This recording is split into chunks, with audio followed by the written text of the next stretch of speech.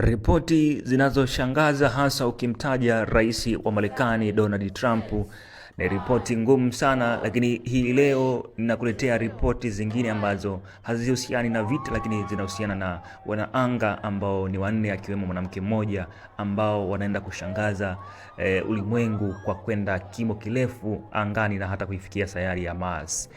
Lakini nakusihi tu uweze kusubscribe channel yetu, kushare na kucomment kwa ajili ya kupata habari nyingi zinazoendelea kokote ulimwenguni. Shirika la serikali ya Marekani la masuala ya anga za juu, NASA, limefanikiwa kurusha ujumbe wa TEMS kutoka katika kituo cha Kennedy Space Center majira ya saa 12 na dakika 24 jioni kwa saa za mashariki ya Marekani. Ujumbe huo utawabeba wanaanga wanne katika safari ya kuzunguka mwezi, ikiwa ni hatua muhimu ya kurejesha safari za binadamu kwenda anga za mbali.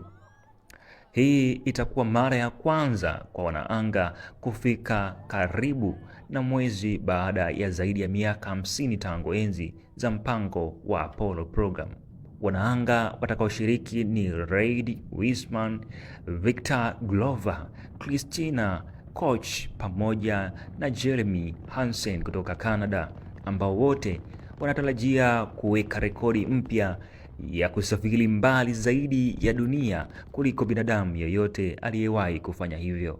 Uzinduzi huo umefanyika baada ya ucheleweshaji uliotokana na matatizo ya kiufundi, ikiwemo hitilafu ya mfumo wa helium. Hata hivyo, maboresho yalifanyika yanaipa misheni hii nafasi kubwa ya kufanikiwa. Hii ni Mars News.